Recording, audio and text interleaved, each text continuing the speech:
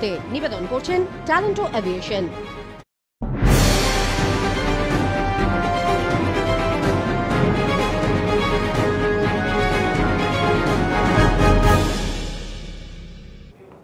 নমস্কার, আরোহী নিউজের সকলকে স্বাগত। নিউজ এই মুহূর্তে আপনাদের সঙ্গে রয়েছে আমি তনুশ্রী। আর প্রথমে যে গুরুত্বপূর্ণ খবরটির দিকে নজর রাখবো। এই মুহূর্তে যে খবর হচ্ছে, ভেঙ্কাইয়া নাইডু অর্থাৎ উপরাষ্ট্রপতি ভেঙ্কাইয়া নাইডু এই মুহূর্তে সুস্থ রয়েছেন এবং তার টেস্ট এই মুহূর্তে নেগেটিভ আসে। বেশ কিছুদিন আগেই তিনি করোনা আক্রান্ত হয়েছিলেন এবং হোম আইসোলেশনে তার চিকিৎসা চলছিল এবং গতকাল তার সোয়াব টেস্টের রিপোর্ট নেগেটিভ আসে। 29 সেপ্টেম্বর তিনি করোনা আক্রান্ত হয়েছিলেন, তখন তিনি উপসর্গহীন ছিলেন, হোম আইসোলেশনে তার চিকিৎসা চলছিল। সোমবার উপরাষ্ট্রপতির সচিবালয়ের এক বিবৃতিতে বলা হয়েছে, এইমস এর চিকিৎসকরা তার করোনা পরীক্ষা করেছেন, সেখানে উপরাষ্ট্রপতি ও তার স্ত্রীর রিপোর্ট নেগেটিভ এসেছে। বর্তমানে তিনি ভালো হয়েছেন, মনে করা হচ্ছে কয়েকদিন পর থেকেই তিনি কাজে যোগ দেবেন।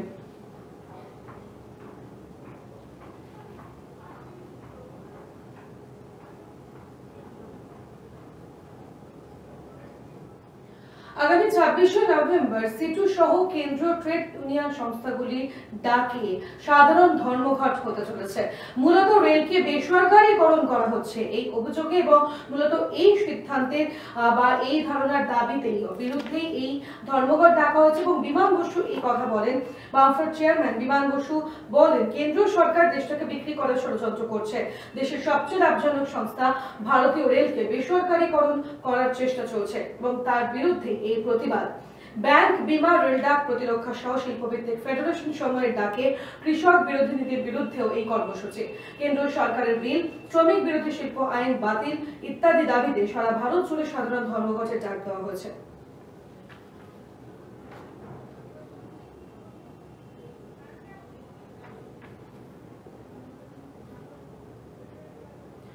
ব্যারাকপুরের সাংসদ অর্থাৎ বিজেপি সাংসদ অর্জুন সিং এর ঘনিষ্ঠ আরো এক ব্যক্তির বাড়িতে শুরু হলো তল্লাশি এবং মূলত তার বিরুদ্ধে যে অভিযোগ ওঠে যে দুষ্কৃতীদের আশ্রয় দিয়েছেন তিনি, সেই অভিযোগেই তার বিরুদ্ধে এই সিদ্ধান্ত নেওয়া হয়। মূলত ব্যারাকপুরের সাংসদ অর্জুন সিং এর ঘনিষ্ঠ ব্যারাকপুর সাংগঠনিক জেলা বিজেপির সম্পাদক বিজয় মুখার্জির বাড়িতে পুলিশি তল্লাশি চলে।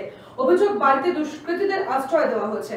অভিযোগের ভিত্তিতে সোমবার তার বাড়িতে নোয়াপাড়া থানার পুলিশ ও ব্যারাকপুর পুলিশ কমিশনারেটের গোয়েন্দা বিভাগের একটি প্রতিনিধি দল তার বাড়ি সার্চ করে। বাড়িতে সার্চ করে কিছুই পায়নি বলে লিখিত প্রতিনিধি দল এমনটাই জানানো হয়েছে। ঘটনার জেরে চাঞ্চল্যে চোপড় প্রভাস পল্লী এলাকায় আতঙ্কে মুখার্জি পরিবার।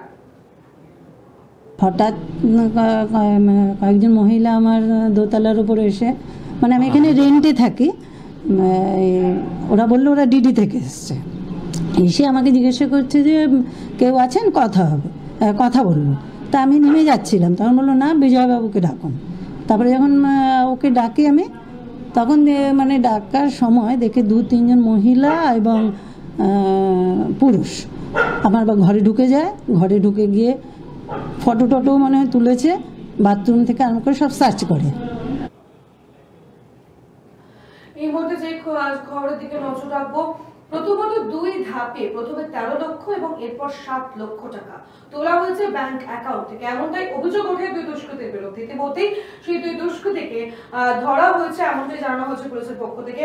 উত্তর 24 পরগনার খড়দার এই ঘটনা সূত্রের খবর, বিএন ঘোষ মহকুমা হাসপাতালের মেডিকেল অফিসার চিকিৎসক অপর্ণা হাজরা ও তার স্বামী ডক্টর শ্যামল হাজরার মোবাইলের সিম কার্ড হ্যাক করে ব্যাংক তাদের অ্যাকাউন্ট থেকে সেই টাকা তোলার অভিযোগে দুষ্কৃতীদের ওপর এবং তারপরই ধরা হয় তাদের। ঘটনার পরিপ্রেক্ষিতে গত 8ই অক্টোবর খড়দার থানায় লিখিত অভিযোগ দায়ের করেন তারা।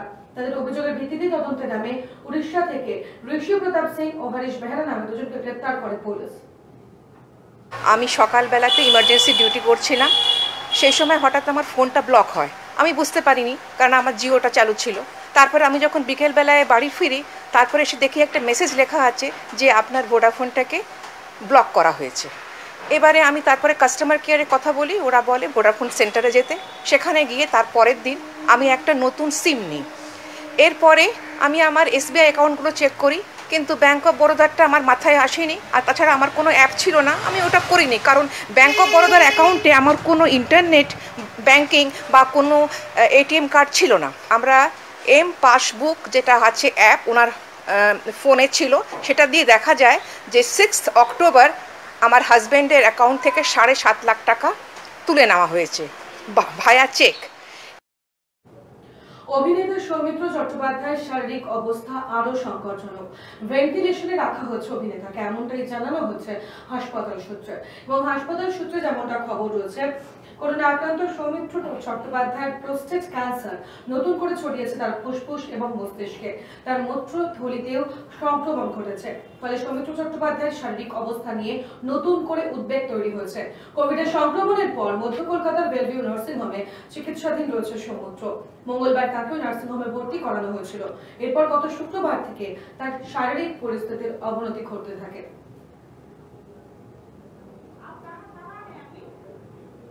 নিউজের মুহূর্তে এখন এই পর্যন্তই, তবে আরো খবর রয়েছে, দেখতে থাকুন আরোহী নিউজ।